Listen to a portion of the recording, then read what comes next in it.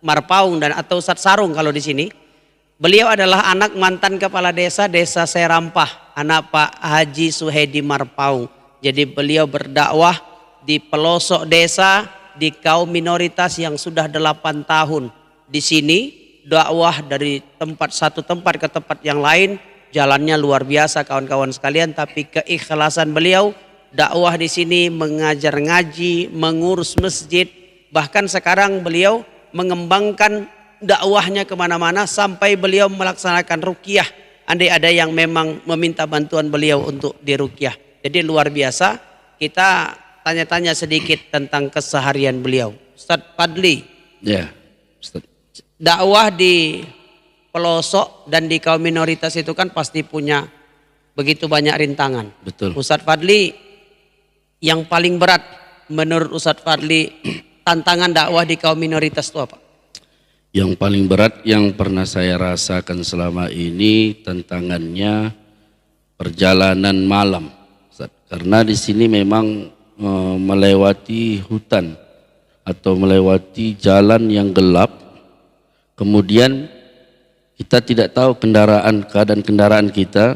Jadi ketika ada situasi yang darurat atau rusak, kita katakan kendaraan, kita katakanlah sepeda motor, harus kita hadapi sendiri, Ustaz. Dan sebagai orang yang dipandang dari segi agama, diminta tengah malam pun harus datang. Harus datang. Bahkan jam 1 malam, jam 2 malam kita ditelepon harus keluar demi untuk umat, berdakwah.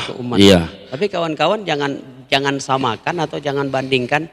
Kalau kita cerita pengabdian dengan ujroh yang beliau dapatkan ini tidak bisa kita bandingkan seperti di kota-kota lah.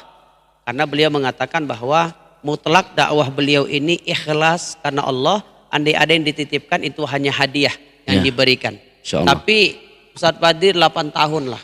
Tapi kan sukanya juga banyak. Sukanya apa aja sih Ustadz?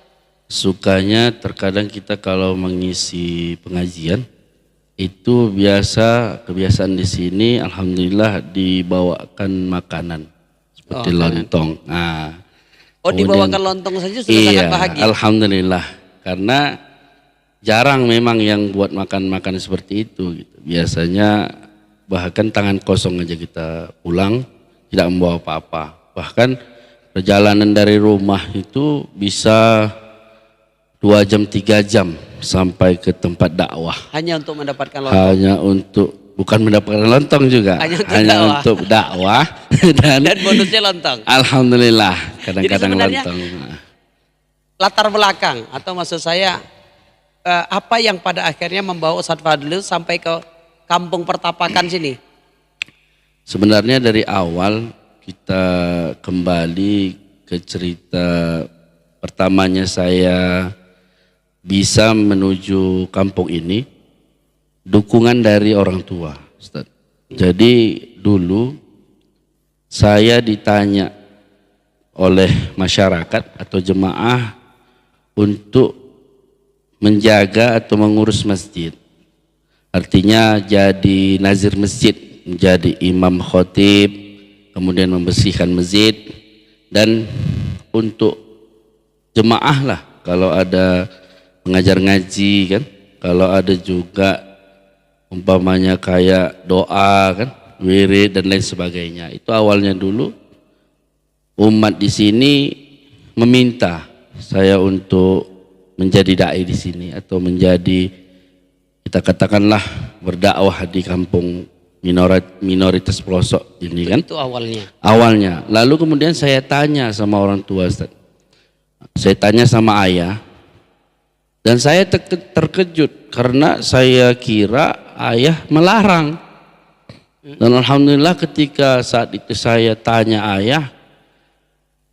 ayah menjawab, ya kalaulah memang ada dasar, saya kebetulan tamat pesantren Ustaz. Jadi pergunakan ilmu pesantren itu untuk mengabdi di jalan Allah. Allah nggak akan membiarkan hambanya yang peduli dengan agama Allah. Begitu pesan ayah.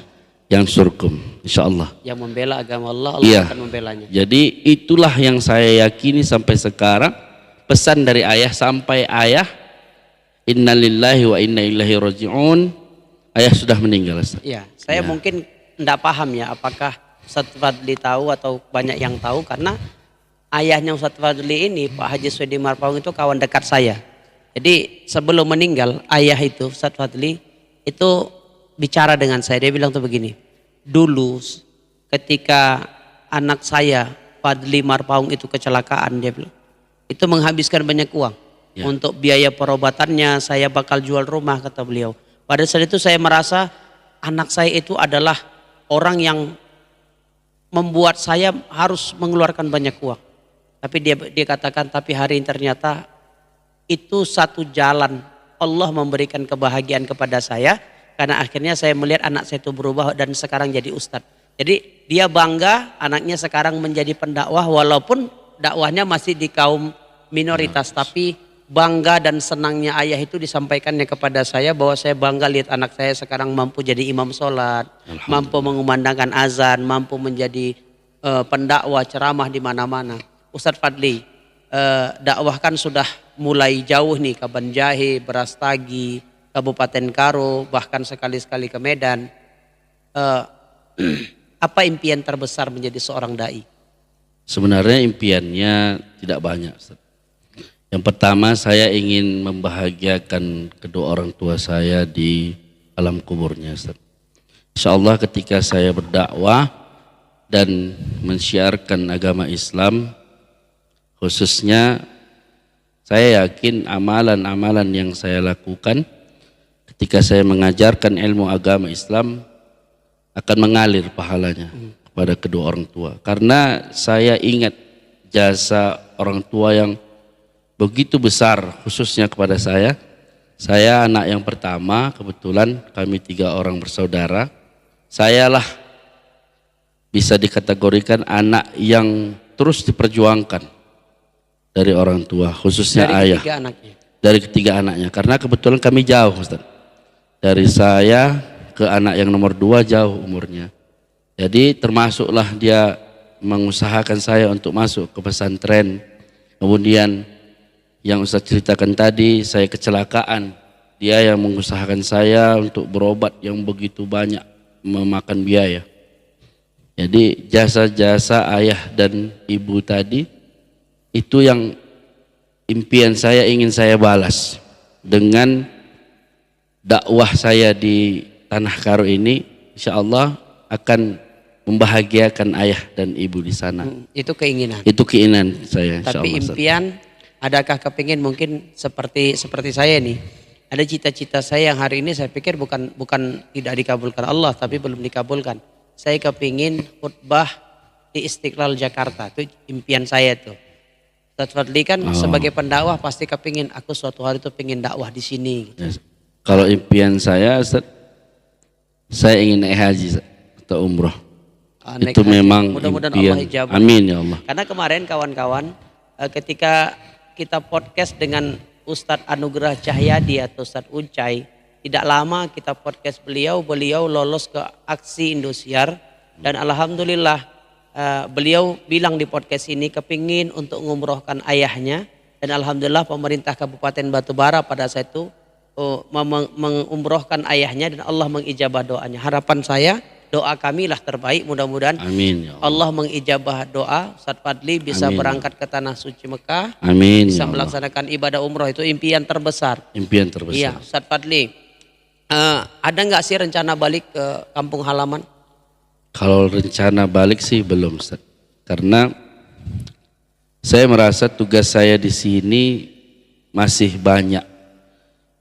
Artinya tanggung jawab kepada umat. Karena memang di sini sangat dibutuhkan seperti saya ini Ustaz, seperti dai kan. Apabila saya balik ke kampung atau ke Serampah, otomatis di sini tidak ada Bilal Mayit Ustaz. Bilal naik cuma satu. Bahkan guru ngaji juga dikatakan terbengkalai nanti anak ngaji. Kemudian Jadi Bilal mayit itu cuma Ustadz Fadli. iya, Jadi kalau orang meninggal Ustadz Fadli lah yang mandikan. iya. untuk Kalau di Ustaz kampung. Fadli yang meninggal kira-kira? Kalau saya yang meninggal insya Allah karena hanya saya Bilal Maid, Ustaz, jadi Allah panjangkan umur. Amin ya Allah, insya Allah. Tapi kalau memang saya yang meninggal, saya rasa harus dipanggil Ustaz untuk kemari mandikannya.